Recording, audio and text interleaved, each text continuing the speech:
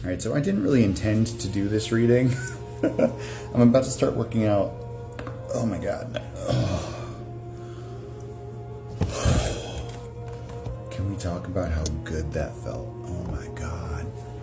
I think I need my whole spine realigned. Jesus. Okay.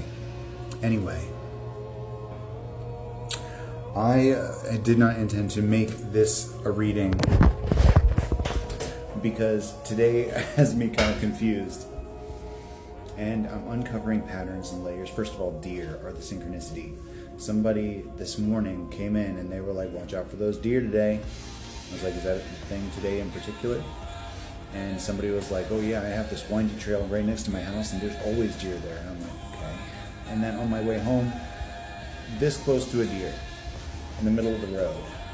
Barely saw it.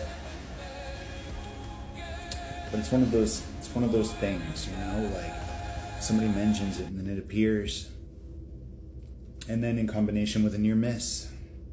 It's like kind of got lucky twice on the way home. But, you know, we're coming back to that gratitude of we're lucky to be here at all.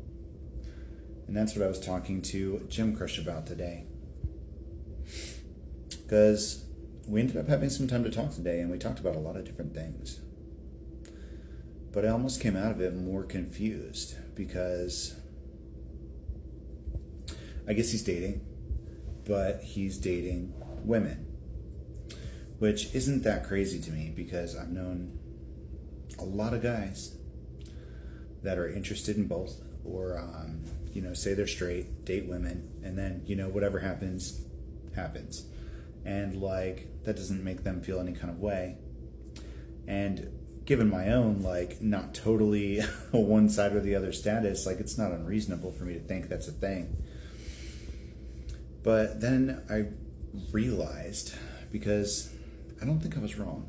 I don't think I was wrong about this connection, this chemistry, this continual back and forth and eye contact and everything that we've been doing for the last month. I don't think I'm wrong. But that led me to this realization about how that's been the case a lot of different times in the last 2 years. And it kind of changes how I move forward here. False twin. Wouldn't admit it. Would not admit that he wanted me. Even though he did. There were biological reactions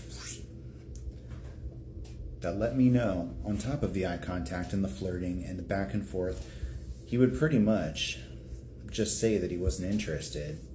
And then, like, when people finally, like, grilled him and he admitted it because, like, there was evidence that he was, in fact, into it, he told people, well, it's just physical.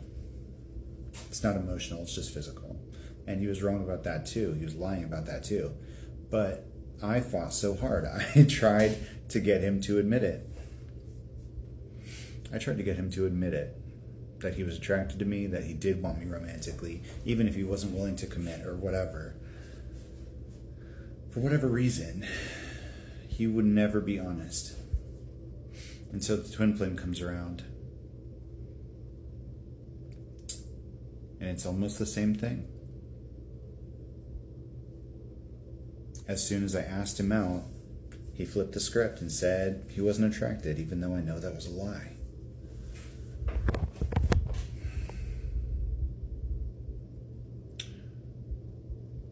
And then the same thing happened with King of Swords. Same thing happened with King of Swords.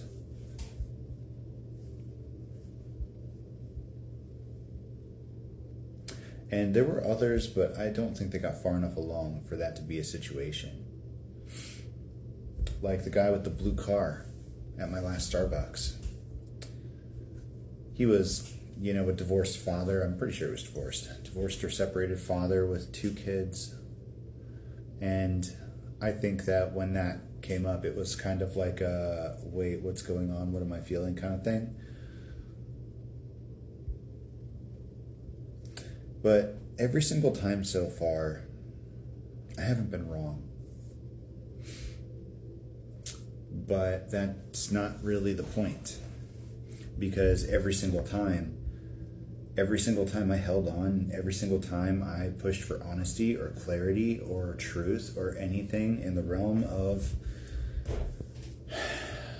explaining what had happened without gaslighting me and telling me I'm going crazy, every single time I asked for something like that, clarity, truth, honesty, whatever, it turned toxic fast. Because no amount of me getting them to admit it changed anything.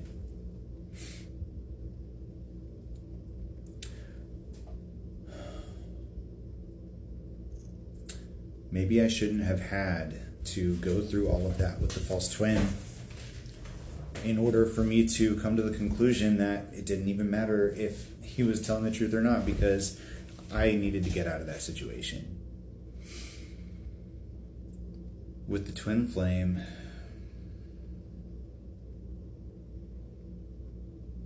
it was so much deeper than that.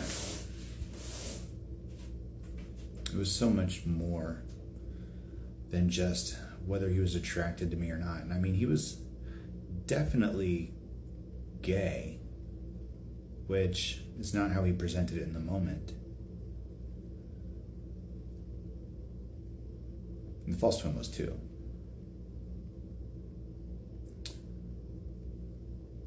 But both of them decided that we just couldn't go there for one reason or another. And whether it was toxic and selfish or whether it was circumstantial, which I think mostly with the twin flame it was. They didn't choose me.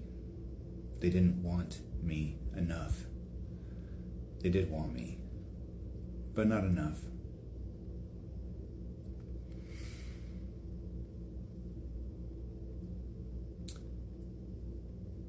And the truth is, I don't even know where we landed with the King of Swords.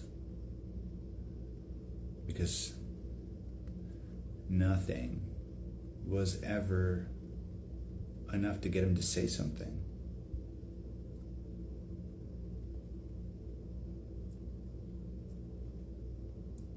And so when I felt this with the gym crush and the body language, the attention, the eye contact, it's all very obvious to me. It's indicative to me.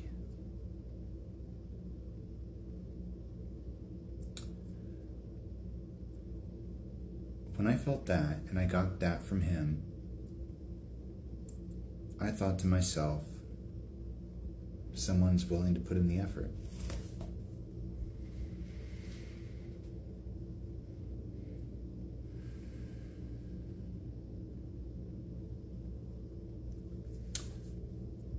And Spirit uses these moments, right? They got me to go that direction. They got me to go that way, which led to me continuing my workouts, which led to me continuing my studies and reconnecting with a best friend and learning so much here. Like, regardless of whatever role he plays, that was important. It was an important step. A catalyst for change. He's a catalyst too. But I don't think I'm wrong. But holding on to it because I don't think I'm wrong won't be productive. It'll make things worse, not better. And even if it is the kind of situation where I'm right, if he's not willing to admit that to himself even, or to me, then that won't work either, right? And I think the point is, I'm emotionally detached. Always have been, especially about this.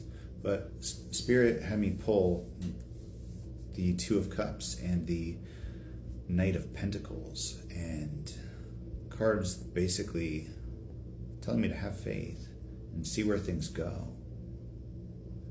So I don't know. I don't know what happens next.